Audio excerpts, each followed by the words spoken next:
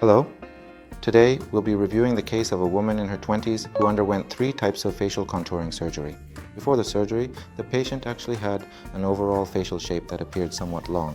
She had a face that looked long overall, and the area of the square jaw, especially below the lips, was a bit wider. Long face plus wide, lower face plus asymmetry. However, despite this, the patient actually wanted a more glamorous facial shape. She was hoping for a more striking facial contour. After discussing with the patient, we decided to proceed with 3 types of facial contouring surgery.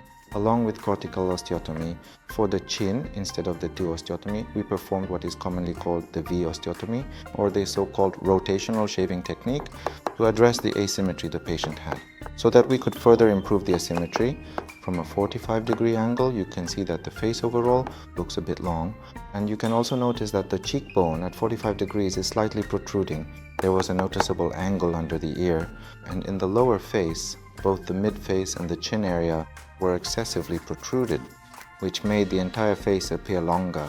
From the side, the angle under the ear was actually quite appropriate. In fact, it was a case where it was present. The chin and the mid-face area of the jaw actually looked long, which created an effect of making the face appear even longer from the front, and that was the case here. 4 months after the surgery, when you look at the face, you can see that the overall elongated appearance, you can clearly see that it has been greatly improved. Looking from the tip of the chin, the lower face, especially around the mouth, now has a much more refined and glamorous look, giving off a V-line impression. Also, as the mid-face area of the square jaw has been significantly improved, the overall elongated appearance has been greatly reduced as well. Even when viewed from a 45-degree angle, we left an appropriate angle under the ear and made sure the line from under the ear to the tip of the chin was smooth and sleek. Additionally, the mid-face area of the square jaw and the tip of the square jaw were carefully refined to achieve the most natural and effective result possible, with a lot of attention paid to detail. In the case of the cheekbones, if they are reduced too excessively, it can create the unwanted effect of making the face look too long.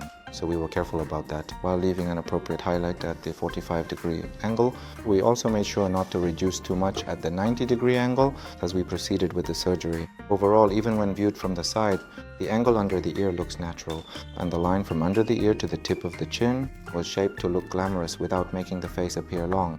And that was how we proceeded. We also made sure that the cheekbones at both the 45 and 90-degree angles were not excessively reduced, so that the face would not look elongated. In this patient's case, since she wanted to improve asymmetry and achieve a more glamorous look, we considered T osteotomy or V osteotomy and spent a lot of time deciding which would be best.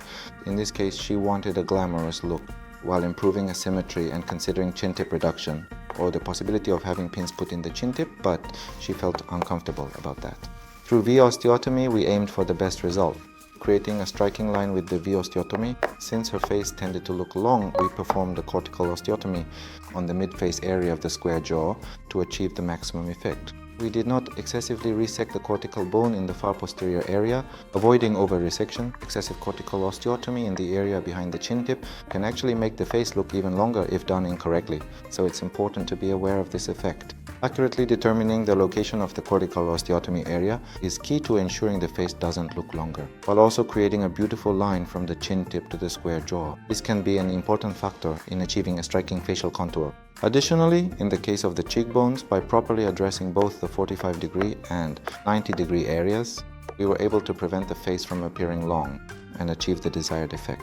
In fact, in this patient's case, since we performed a V osteotomy instead of a T osteotomy, there were concerns it might not look as striking as the T osteotomy, and we worried about this, but when it comes to reducing the width from the front view, without lengthening or shortening the chin or moving the chin forward or backward, if the main focus is simply on reducing the width of the chin to some extent, then you keep that as your priority. Then in fact the difference in results between a V osteotomy and a T osteotomy is not that significant. In some respects, since we don't have to break the bone into pieces or remove bone fragments and insert pins, because these steps are not involved. From the patient's perspective, the recovery is naturally, if you compare a simple T osteotomy and a V osteotomy, the recovery at the chin tip is faster. After the surgery, the patient was very satisfied with the dramatic results. As for the asymmetry, they still felt that some remained, but compared to before the surgery, there was a significant improvement, and it was clear that a lot of progress had been made. Today, I explained using an actual case of 3 types of facial contouring surgery. I have given an explanation. Next time, I'll return better case.